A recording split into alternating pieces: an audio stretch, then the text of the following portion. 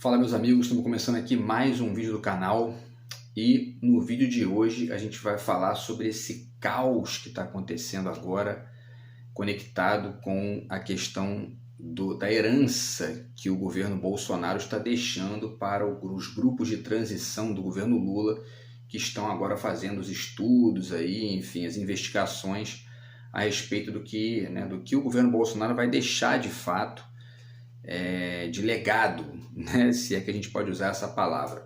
Enfim, o fato é que no caso específico do MEC, que é isso que a gente vai tratar hoje, há um rombo gigantesco e um bloqueio de dinheiro envolvendo uma série de coisas que a gente vai falar aqui também, inclusive as bolsas de mestrado e doutorado, né? Eu posso falar disso diretamente porque eu estou fazendo doutorado na UERJ e, enfim, conheço essa questão aqui de perto, né? Então, assim, a grande verdade, já para a gente já sair de cara, já falando aquilo que tem que ser falado, o governo Bolsonaro destruiu a economia brasileira, né? É a direita, quando a direita governa, ela sempre faz isso, né? Fez isso com o Fernando Henrique, fez isso com o Collor, na verdade, fez isso com o Fernando Henrique, né? Eu não vou nem citar o Sarney, né? Vamos falar do Collor, do Fernando Henrique, né?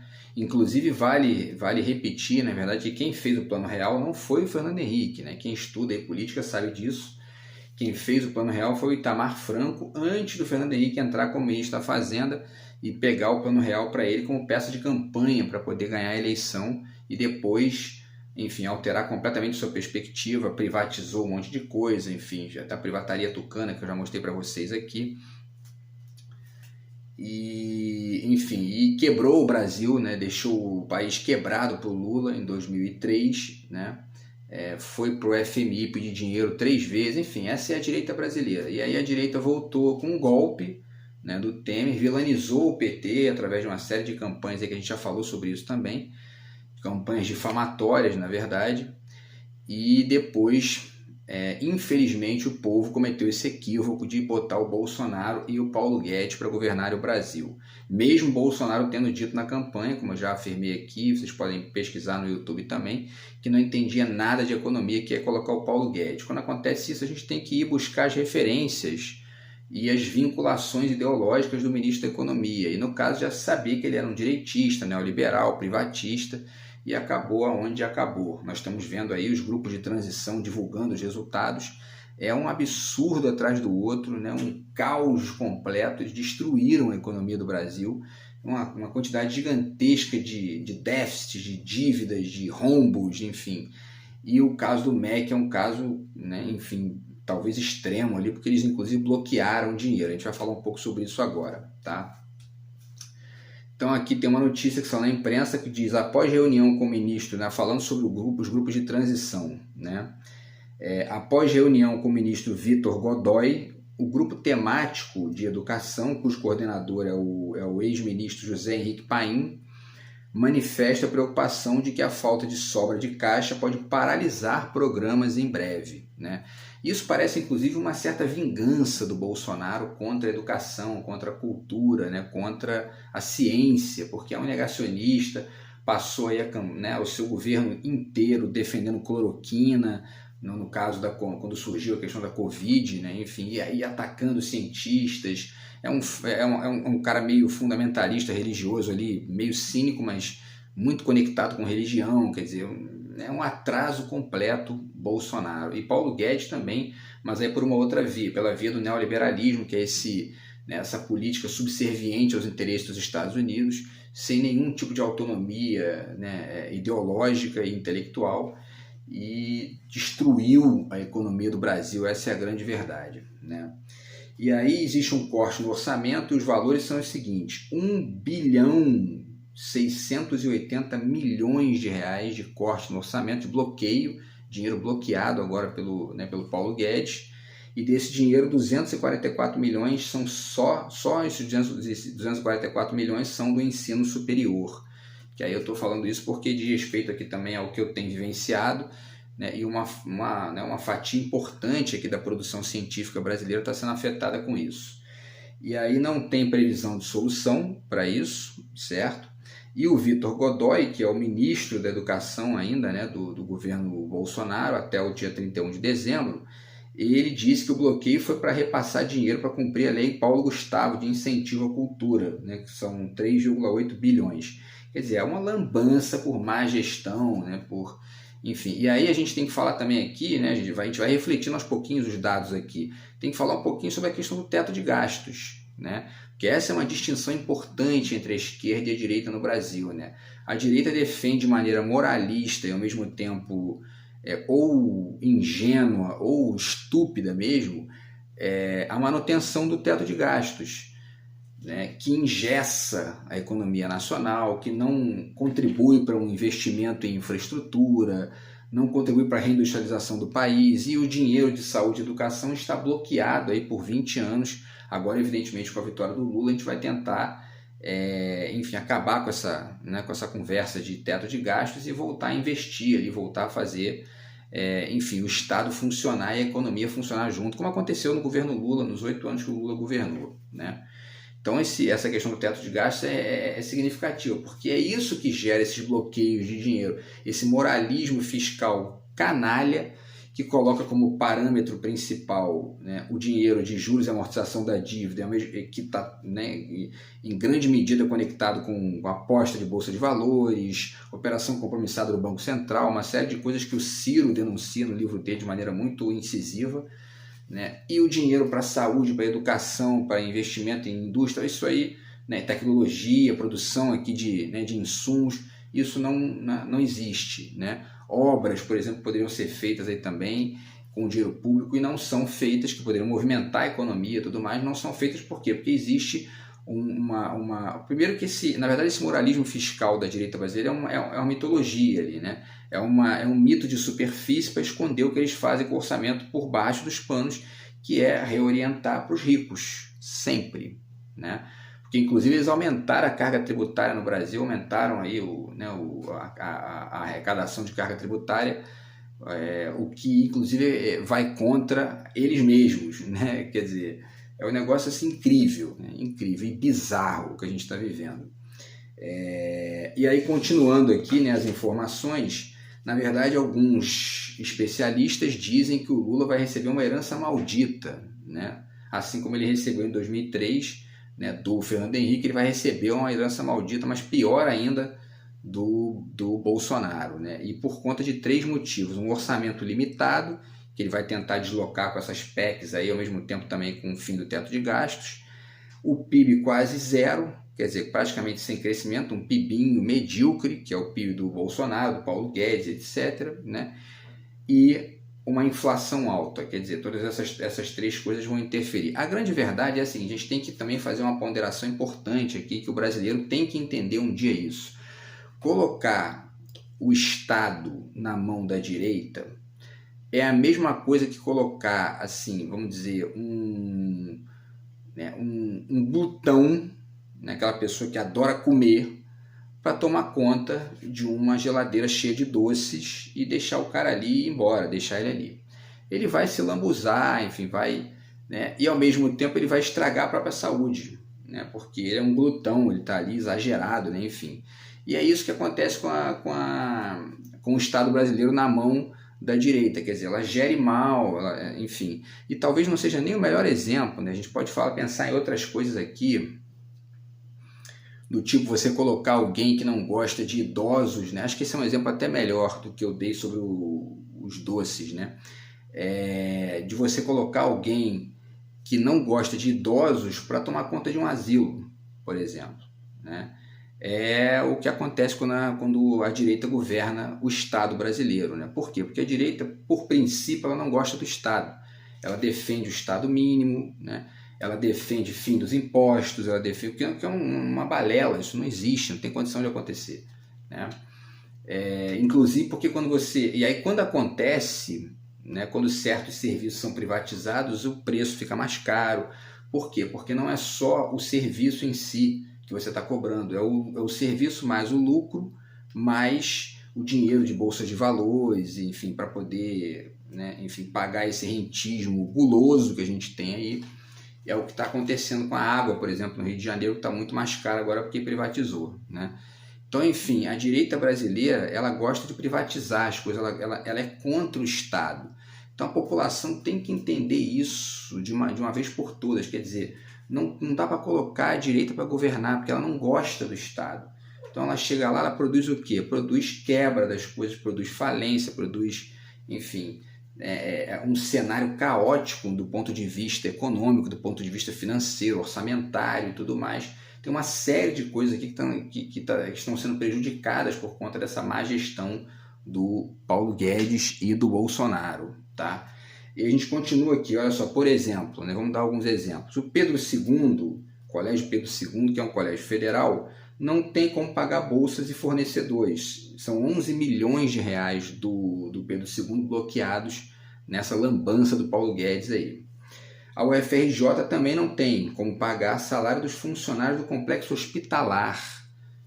Por quê? Porque alguns funcionários da parte dos hospitais universitários recebem por bolsas. E essas bolsas são vinculadas ao MEC e não ao Ministério da Saúde. Então, quer dizer, essas bolsas dos complexos hospitalares também estão bloqueadas pelo Paulo Guedes. Olha o absurdo da coisa, né?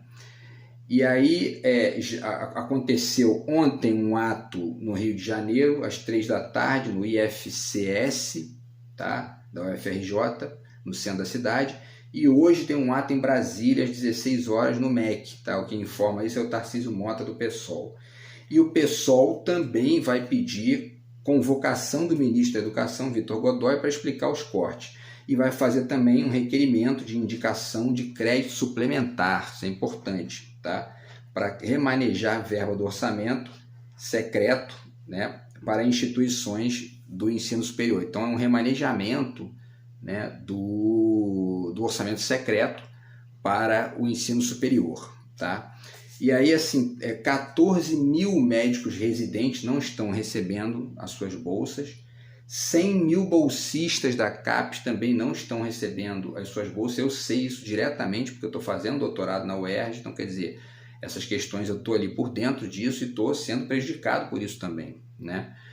E o déficit orçamentário do Ministério da Educação é de 20 bilhões de reais, tá? Quer dizer, essa é a herança maldita que o Bolsonaro está deixando para o Lula aí ter que resolver, ter que consertar, né?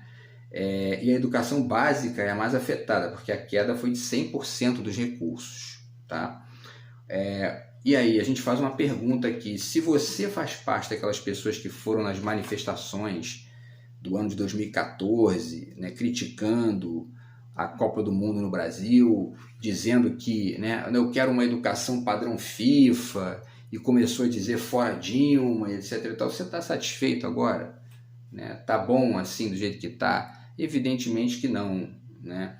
Por quê? Porque foi a direita que foi posta no poder com o golpe, primeiro com o golpe, com o Temer, e depois pelo povo, né? Votando num sujeito como Bolsonaro, sem projeto, sem a menor conexão com a esfera pública, com o Estado, quer dizer, um defensor de medidas privatistas, neoliberais, etc. Na verdade, o Bolsonaro é até um sujeito estranho, né? Porque ele disse na campanha que não ia privatizar a Eletrobras, porque ele é uma mistura esquisita de milico das antigas, né, com neoliberal. Quer dizer, uma coisa meio bizarra, meio, né, um Frankenstein do Paraguai, né? E tem essa mistura tosca aí dessas características estranhas que, na verdade, geram o quê? Uma pessoa que não tem projeto, que não tem conexão com uma visão intelectual, intelectiva do Brasil mais ampla e, consequentemente, um sujeito que não tem, né, uma perspectiva de médio e longo prazo que vai resolver os problemas nacionais de fato. Quer dizer, um aventureiro, né? Para além de ser um sujeito violento, enfim, tudo isso que a gente já falou aqui em vários vídeos, a gente fez uma série de um dicionário anti-Bolsonaro aqui, né, com várias ponderações a esse respeito, e uma delas é o projeto da economia que ele não tem, né? E a gente continua, né? Na verdade, essa questão, esse bloqueio do dinheiro, ele afeta, olha só, afeta a merenda, afeta a distribuição de livros, afeta o transporte escolar, afeta as bolsas científicas dos pesquisadores de mestrado, doutorado, pós-doutorado, afeta o Enem e até papel higiênico das universidades, né? As universidades estão sentindo falta, por quê? Porque está sem o dinheiro está bloqueado, tá? E afeta também uma bolsa chamada Bolsa Permanência, que é uma bolsa para alunos pobres, e 1.200.000 pessoas recebem essa bolsa no Brasil, tá? E aí a CAPES, que é uma agência de fomento, né, ligada ao governo, que recebe dinheiro para poder deslocar para as pessoas, para os pesquisadores, né, divulgou uma nota, tá? E ela diz o seguinte na nota, a CAPES. A CAPES recentemente sofreu 2 contingenciamentos impostos pelo Ministério da Economia, o que a obrigou a tomar imediatamente medidas internas de priorização, adotando como premissa a necessidade urgente de assegurar o pagamento integral de todas as bolsas e auxílios, de modo que nenhuma das consequências dessas restrições viesse a ser suportada pelos alunos e pesquisadores vinculados à fundação. Porém, isso não adiantou, houve bloqueio, e aí ela continua, né? O decreto número 11.269, de 30 de novembro, zerou completamente os desembolsos financeiros e vai impedir o pagamento de 200 mil bolsas, tá? De mestrado, doutorado, pós-doutorado, etc. E aí ela finaliza, né? As providências solicitadas se impõem não apenas para assegurar a regularidade do funcionamento institucional da CAPES, mas principalmente para conferir tratamento digno à ciência e seus seguidores.